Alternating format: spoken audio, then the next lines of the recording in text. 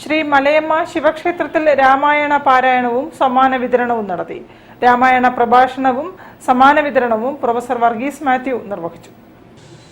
മലയമ്മ ശിവക്ഷേത്ര സമിതിയുടെ ആഭിമുഖ്യത്തിൽ രാമായണ മാസത്തോടനുബന്ധിച്ച് രാമായണ പ്രഭാഷണവും പ്രശ്നോത്തരി മത്സര വിജയികൾക്കുള്ള സമ്മാനദാനവും സംഘടിപ്പിച്ചു.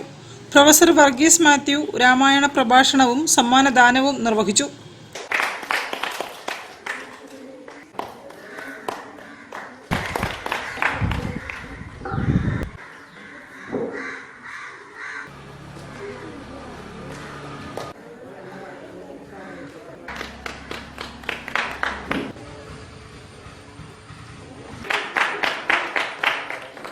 ഈ രാമായണം നമ്മൾ വിചാരിക്കും ഇന്ത്യയിൽ മാത്രമല്ല ഇന്തോനേഷ്യയിലുണ്ട്. അവിടെ രാമലീല വളരെ ഗംഭീരമായിട്ട് ആഘോഷിക്കുന്നുണ്ട്. അതൊരു മുസ്ലിം രാഷ്ട്രമാണ്. അതുപോലെ തന്നെ സിംഗപ്പൂര്, മലേഷ്യ, തായ്ലൻഡ് എന്നിവയിലെല്ലാം രാമായണത്തിന്റെ സ്വാധീനമുണ്ട്. അപ്പൊ എന്താണ് രാമായണത്തിന്റെ ഒരു പ്രത്യേകത? ഒത്തിരി ഇതിഹാസ ഗ്രന്ഥങ്ങൾ നമ്മുടെ ലോകത്തിൽ ഉണ്ടായിട്ടുണ്ട്. രാമായണത്തിന്റെ പ്രത്യേകത എന്ന് പറഞ്ഞാൽ അതിനകത്ത് ഏറ്റവും കൂടുതൽ പ്രതിഫലിക്കുന്ന വികാരം എന്ന് പറയുന്നത് ഭക്തിയാണ്.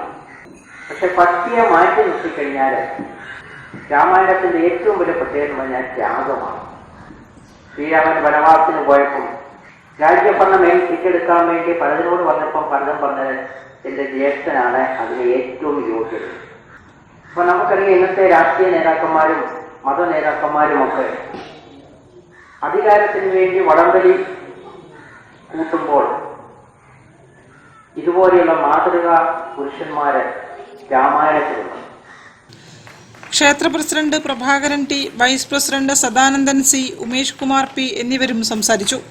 News bureau, Kozhikode. വാർത്തകളിൽ ഒരു ഇടവേള കൂടി. ക്യാൻസറിനെതിരെ പൊരുതാനായി കാലിക്കറ്റ് സിറ്റി സർവീസ് സഹകരണ ബാങ്കും MVR ക്യാൻസർ സെന്ററും സംയുക്തമായി അവതരിപ്പിക്കുന്ന ക്യാൻസർ ചികിത്സാ സഹായ പദ്ധതിയാണ് മാസ് കെയർ.